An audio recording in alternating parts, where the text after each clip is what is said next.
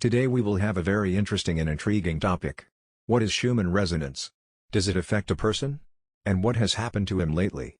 These and many similar questions are increasingly flickering on the internet. Let's try to understand this issue together. So what is Schumann resonance? First, let's look at what resonance is. The word resonance comes from the Latin resono, which translates as I respond. Resonance is a phenomenon in which an external force, a vibrating system, causes another system nearby to vibrate with a greater amplitude at a certain frequency. Here is one example of resonance in physics. When a company of soldiers marches across a bridge with a marching step, the bridge begins to oscillate in the rhythm of their step. It may not withstand this amplitude and collapse. But the Schumann resonance is the phenomenon of the formation of standing electromagnetic waves of ultra-low frequencies, units and tens of hertz, between the Earth's surface and the ionosphere. The Earth and its ionosphere is a giant spherical resonator, a cavity, which is filled with a weakly conductive medium. If an electromagnetic wave that has arisen in this medium after rounding the globe again coincides with its own phase, enters into resonance, then it can exist for a long time.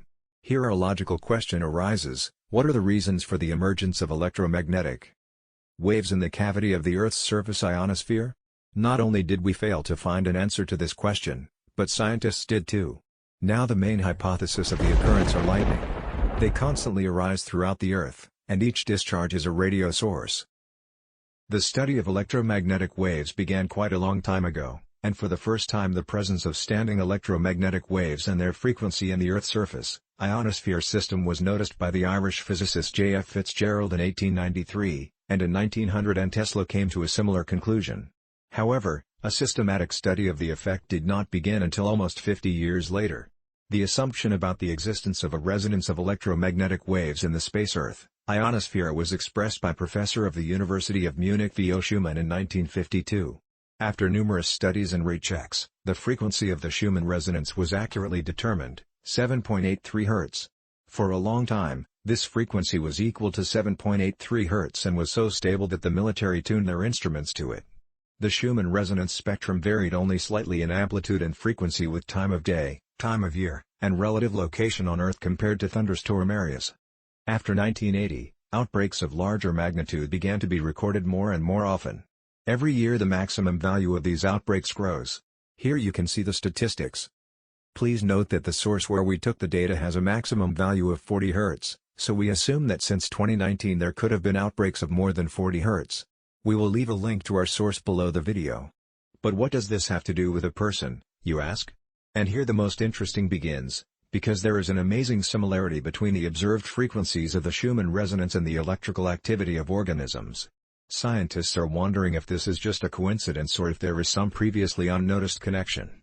So after reading Schumann's article on the resonant frequencies of the ionosphere in 1952, the German physician Herbert Koenig drew attention to the coincidence of the main resonant frequency of the ionosphere of 7.83 Hz with the range of alpha waves, 7.5 to 13 Hz, of the human brain. It seemed curious to him, and he contacted Schumann. From that moment began their joint research. It turned out that other resonant frequencies of the ionosphere coincide with the main rhythms of the human brain. The ionosphere is a kind of master generator for the biorhythms of all life on the planet. At the moment, in official medicine, it is customary to distinguish 5 main frequency ranges of the brain. You can see them on the screen.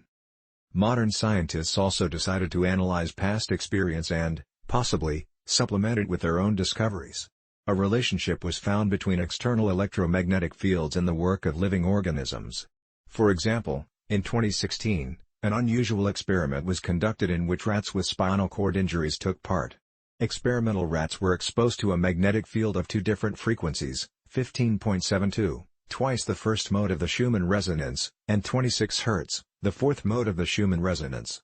Rats from both groups showed significantly faster recovery compared to rats from the control group, where no magnetic field was applied.